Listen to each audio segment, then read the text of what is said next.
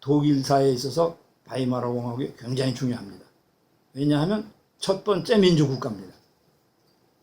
그러니까 프랑스나 영국은 벌써 민주주의가 됐지만은 독일은 1919년에 처음으로 민주국가가 된 겁니다.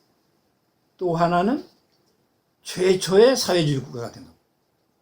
최초의 민주국가, 민주사회국가가 됐지만은 그러나 아무것도 성공을 못한 공화국. 민주주의도 성공을 못하고 사회주의도 성공을 못하고. 그러면 우리가 또 하나 생각해야 될 문제가 사상적으로 사회주의가 독일 사람이 칼 막스 engels 독일 사람들 아닙니까? 그 사람이 만들었지 않습니까? 그럼 사회주의 사상의 모국입니다. 예? 공산주의 사상의 모국입니다. 그러면 공산주의가 사상에서부터 정치 체제로 발을 붙인 게 어디냐? 소련 아닙니까? 러시아, 제정 러시아가 1차 대전 중에 뒤집어 엎고 볼시비키 혁명을 해서 1917년에 됐지 않습니까? 그러면 그 시기에 독일도 정착을 하는 거예요. 그 사회민주주의죠. 여기는 사회민주주의로 됐죠. 물론 처음에 사회민주주의가 아니죠. 예? 하여튼 막스의 사상이 독일에서도 바이마르 공화국에서 처음으로 정치체제가 되는 거고. 그 세계에서 둘이죠. 그 점에서 러시아하고 근데 러시아는 막스의 강령대로 대단히 그 도그마틱하게 나가서 강경적인 나갔고, 그 다음에 독일의 사회민주주의라는 거는 그렇게 물론 계파 싸움이라는 게 뭐 아주 수없이 이루어지지만은 그 나라 자체가 너무 그 구파, 군인들, 귀족들 이것들이 강하기 때문에 할 수가 없으니까 거기하고 타협을 하면서 부드러워지는 거죠. 그게 이제 그러니까 이제 그게 이 사회민주주의가 독일에도 정착이 되고 이제 그 뒤에도 계속이 되는 거고, 그러면 그 뒤에 있어서 독일의 어떤 정당이라든지 사회 정책에 있어서 사회주의가 안 들어가는 데가 없습니다. 그 뒤부터. 예를 들어서 히틀러가 뒤집어 엎고 독재 국가를 만들었지만은 히틀러의 정당도 국가사회주의 독일노동당입니다. 사회주의 안 쓸 수가 없어요. 그 다음에 사실상 1990년에 통일을 하고 했을 때 사회민주당은 독일에서 두 번째 정당으로서 우리가 헬무트 슈미트나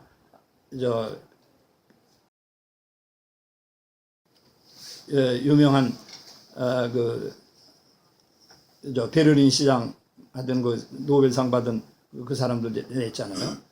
자, 그래서 그 유명한 그 두 번째 정당으로 해서 동서독 기본조약을 체결하는 그 기본정당으로 되고, 그리고 그때 슈레더라든지 또 지금 대통령 그 전에도 또 집권을 했었고, 자, 그 다음에 동독은 어떻게 되냐? 동독은 사회민주당하고 공산당하고 합쳐서 통일사회당으로 되죠. SED라고 해서 통일상이 되거든요. 그러니까 역시 사회민주주의라는 것은 기독교 민주당이 여당이라 하더라도 그 방향 정책은 그거를 떠날 수가 없는 겁니다. 그러니까 그것이 이제 말하자면 우리가 쉽게 얘기해서 의회 민주주의를 의회를 인정하고 의회 민주주의를 인정하고 그러면서도 그냥 자유로운 그 통일 선거를 통한 의회 민주주의 이용하고 그 다음에 사유재산을 인정하고 그러면서 최대한으로 사회 복지를 추구하고 사회민주주의의 독일의 계속되는 끊임없는 그게 방향이죠. 그러니까 아까도 말씀드렸지만은 아마 세계에서 사회주의 국가, 공산주의 국가를 하더라도 지금 중국도 시행할 수가 없는 대학생 등록금 안 받는 것 같은 거는 중국도 아마 현재 공산 중국도 못할 거고 아마 소련도 상당히 어려울 겁니다. 지금은 물론 소련이 아닙니다만은. 그리고 아까 이제 소련 얘기가 나왔지만은 이제 그 점이 이쪽 그거 가지고도 이제 뭐 아주 계파들끼리 싸움을 독일에서 굉장히 하지만은 우리가 소련으로 얘기할 때 이제 소비에트 사회주의 연방공화국 아닙니까, 독일에. 그럼 그 소비에트라는 거를 얘기할 때 우리나라 사람들이 일반적으로 그 소비에트가 소련으로 생각하기가 쉽습니다. 근데 소비에트가 소련입니까? 소비에트는 소련이 아니라 노농병사회거든요. 노동자와 농민과 병사회. 그냥 노동자와 농민 병사회의 대표들이 뽑아서 정권을 만드는 거. 막스의 그거 아닙니까? 그러면 그것을 만드는 게 인민위원회죠. 그 인민위원회가 주는 거죠. 그냥 국회가 아니죠. 국회가 아니고 인민위원회입니다.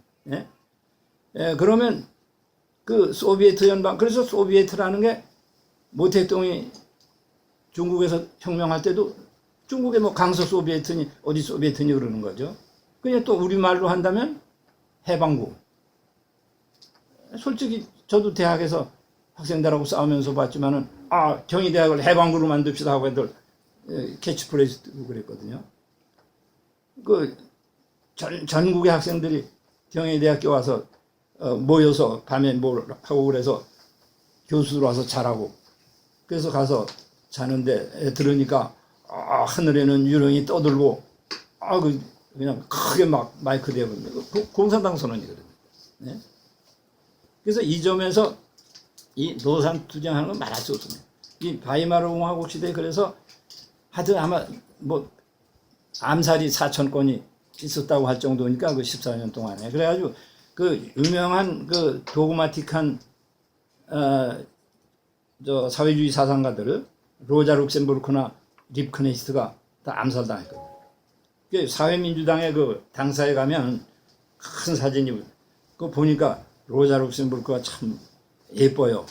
예쁜데 총 맞아가지고 여기서 피가 쫙 흐르는 거, 그걸 갖다 사회민주당이 물론 강경한 그 공산주의당이 아니어도 그걸 해놨어요. 그러니까 사회민주당도 물론 막스라든지 그쪽 라살레든지 출발을 하지만은 그것이 그 당시에 독일의 그 상황에 맞춰서 이제 변화가 된 거죠. 그냥 변화될 수밖에. 그렇게 할 수가 없던 게 그 군부 세력들이. 그냥 그 바이마르 공화국이란 14년 동안에 그 도저히 할 수가 없어요. 그러면 이것은 국내 문제고 국외 문제가 더 문제입니다. 아까 말씀드렸듯이 패전했잖아요. 그럼 어떻게 하든지 독일은 다시 절대로 못 일어나게 파괴시키려고 그러는 게 프랑스입니다. 그렇지 않습니까? 프랑스에 1870년 비스마크가 가서 그냥 나폴레옹 3세를 포로로 하고 제국 선포를 베르사유 궁전에서 했거든요. 이 프랑스 사람들이 얼마나 분개했습니까? 그냥 1차 대전 때 와서 독일을 박살내고 어떻게 독일을 못 일어나게 했죠. 그 히틀러가 또 가서 그냥 또 박살을 냈잖아요. 완전히 점령하고.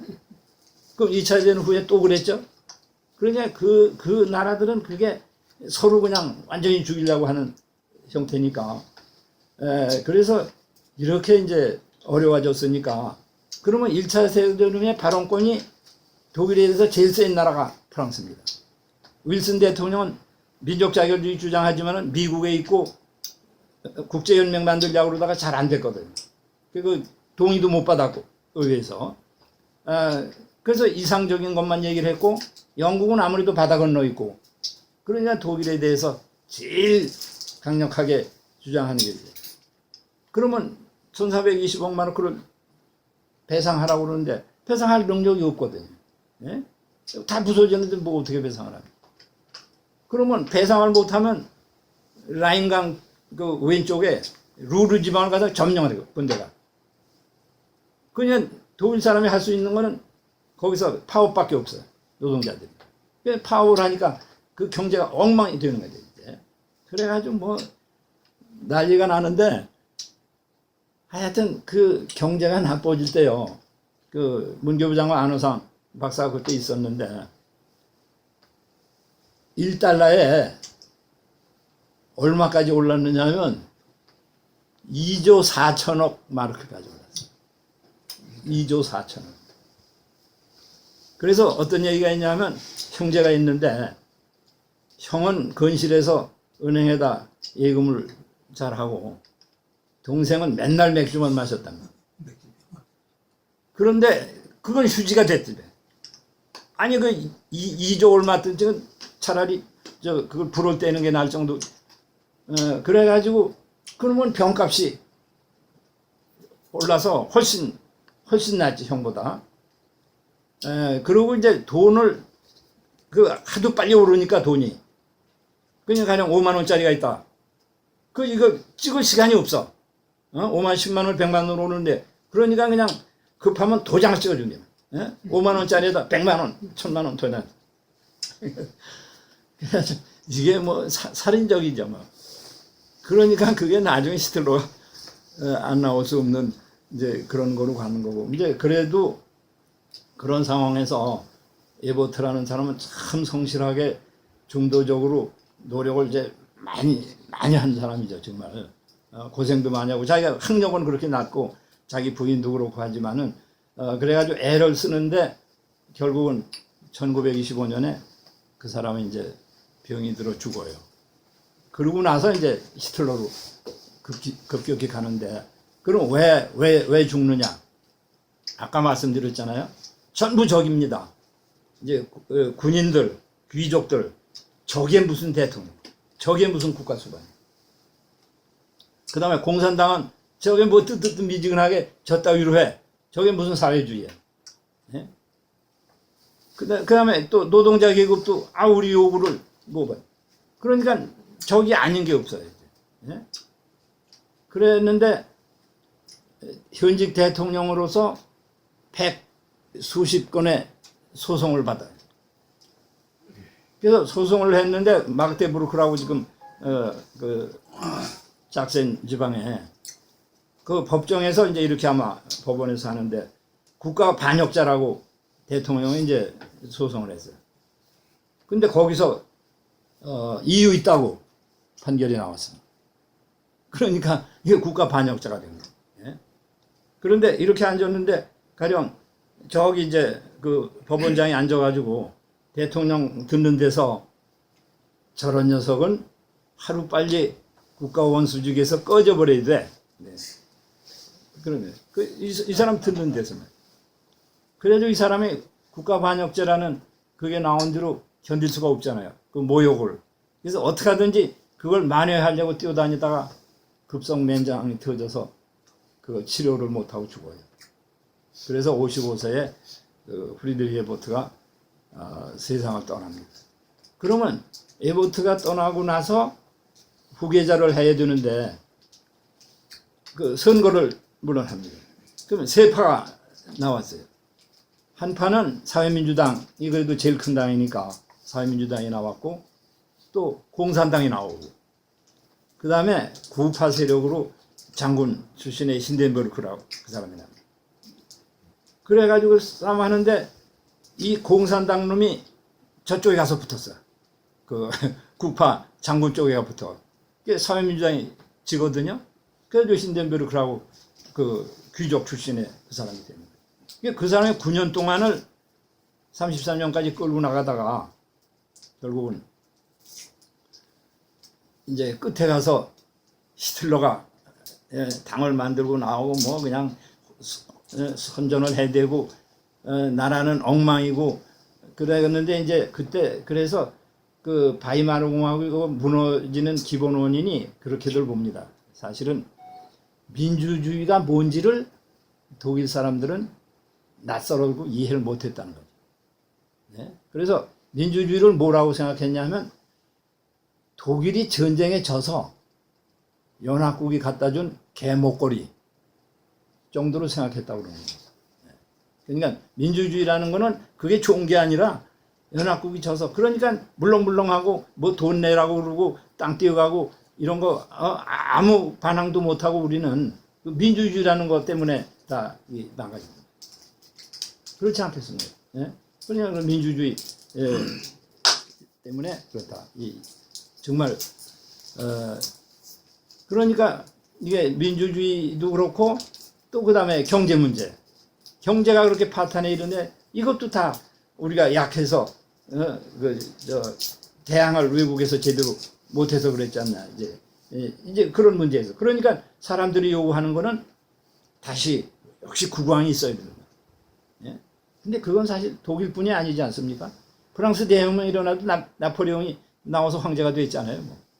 그리고 그 뒤에도 오래 가다가 이제 되지만은 그러니까 그 반동이라는 게 언제나 오게 마련인데 그러니까 독일도 그때 갑자기 사회주의와 민주주의가 될 수가 없는 거죠. 그러니까 이 사람이 그 나가면서 이제 힌덴부르크 가다가 나중에 하도 복잡하고 시끄럽고 그런데 히틀러가 나오면서 아주 그 홍보를 잘하고 그 다음에 우리가 배상금 못 내겠단 말이에요. 왜 내냐 말이에요. 우선 배상금 거부를 하단 말이에요. 그 다음에 이제 나중에 나오는 문제지만은 사실 유태인이 굉장히 많잖아요. 그 사회 각 분야에서 이걸 하니까 그냥 이제 뭐 아리안족 독일 얘기하면서 그걸 한다든지.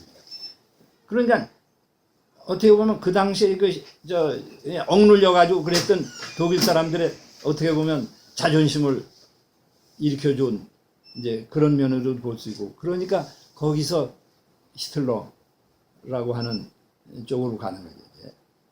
그래서 우리가 이제 그것은 우리가 정치적인 면에서 그렇고, 우리가 사회주의 쪽에서 사회주의와 사회민주주의를 본다면 그 점에 있어서 아까 말씀드린 1863년 그 다음에 뭐 1891년 해서 그 세 차례에 걸쳐서 당대회를 해서 거기서 그때마다 이제 요구사항이라든지 그런 게 나오는 거 보면 뭐 지금처럼 보통 평등선거 뭐 여성이라든지 선거가 없으니까 그런 문제, 그 다음에 노동자에 대한 대우 문제, 그 다음에 그 시간의 문제, 뭐 임금의 문제, 뭐 간섭의 문제, 이제 이런 것들을 요구하고 그러는데 뭘 지금에다 비교할 거 아니지만은 그래서 그 나름대로 그대로 사회민주주의 전통이 오다가 결국은 바이마르 공화국에 1933년을 지나서 히틀러가 오면서 그건 완전히 이제 그때까지는 사회민주당이 제1당이었는데 그래서 히틀러의 그 전권을 잡는 거를 반대까지는 사회민주당이 했는데 그 다음에는 뭐 일체 다 그냥 의사당에도 불질러 버리고 공산당이 그랬다고 그러죠. 공산당 다 때려잡고 이런 식으로 독재를 하기 시작하니까 거기서 뭐 사회민주당도 다 해체가 되는 거고 2차 대전 중으로 이제 다시 들어가는 거고 그렇죠. 그래서 어쨌든 아까 처음에 돌아가는 문제도 제가 이제 좀 생각하고 사회주의 문제를 저는 원래 처음에 그런 생각을 해봤습니다만은 우리가 옛날부터도 같이 살려고 하는 생각이 없었겠습니까? 그것은 다 있었는데 그것이 우리가 공개적이고 우리가 대중적으로 많이 얘기된 것은 요전에 우리 이건일 선생님 특히 그런 말씀하셨지만 뭐 칼막스 이후 그것은 산업혁명 이후가 되지 않겠습니까? 이제 그런 산업혁명 이후에 그랬지만 그러면 그거를 우리가 얘기할 때 공상적 사회주의라고 그러지 않습니까? 이제 그러면 우리가 과학적 사회주의죠. 공상적 사회주의라고 하는 거는 우리가 칼막스의 경제발전 5단계 설로 할 때 공상적 사회주의, 그 다음에 노예제 사회, 그 다음에 봉건사회, 그 다음에 자본주의 사회, 사회주의 사회, 이제 5단계 발전 단계를 얘기하지 않습니까? 그러면 거기서 우리가 지금 중국에서 얘기하는 것 중에 하나 흥미로운 거는 중국 사람들이 생각해 보니까 자본주의 다음에 사회주의가 되는 건데 중국에서 자본주의가 어디 있냐? 이게 문제가 됩니다. 그래서 그 사람들은 아주 묘한 말로 자본주의 맹학이라는 말을 했어요. 네? 그래서 그걸 우리나라 경제사에서도 실학시대를 자본주의 맹하라고 하는 분이 있더라고요. 우리 권 교수님이 문화대학님의 그 역사학에 대해서 쓰신 책이 있어요. 거기도 오타홍화라는 그 5송아리 붉은 꽃이라는데 그 문제도 이게 나오는 거거든요. 그러니까 그 역사 발전 단계를 중국도 갑자기 거기다 맞추느라고 이제 그런 거 한 것도 상당히 흥미로운 거고. 그 다음에 우리가 공상적 사회주의라고 하면 뭐 토마스 모아의 유토피아도 있고 쌍시봉 푸르동 뭐 이런 사람들 이제 많이 얘기하는데 그냥 동양에서도 생각을 해봅니다. 동양에서 얘기하는 게 우리 예기 예운편에 대동사상 있지 않습니까? 예기 예운편에 천하위공, 대동지행 천하위공이라고 그랬잖아요. 그러니까 대동의 큰 도가, 대도지행, 큰 도가 행해지면 천하는 공으로 돌아간다. 그래서 선연연흥, 요즘에 떠드는 문제 아닙니까? 어진 사람을 뽑아서 거기다 권능을 준다. 그래가지고 아주 그래서 해가지고 그 사회가 그게 이르는 게 대동시대다. 그런데 대동이 깨져가지고 소강이 되고 그냥 우리가 소강이라고 하는 것도 거기서 나오는. 예, 그러면 우리가 공자라든지 옛날 그 공상적인 사회에 두는 거죠. 그럼 저는 이런 생각도 해봅니다. 홍길동전의 율도라는 것도 공상적 사회주의 아닙니까? 예? 어떻게 할 수 있다는 건 없고 이런 데가 있다. 이렇게 만들었다 이제 그런 것만 나오니까. 그래서 사실은 손문도 천하위공이거든요. 예? 손문에 그 천하위공이었고 강윤희도 대동사상, 대동서라는 책도 썼고 예, 그러니까 역시 그 사상의 그 기원이라든지 뭐 정도의 차이는 있어도 많이 그런 문제가 연관성도 있고 우리가 인류 사회에 있어서 끊임없는 문제일 수 있다 그런 생각을 합니다.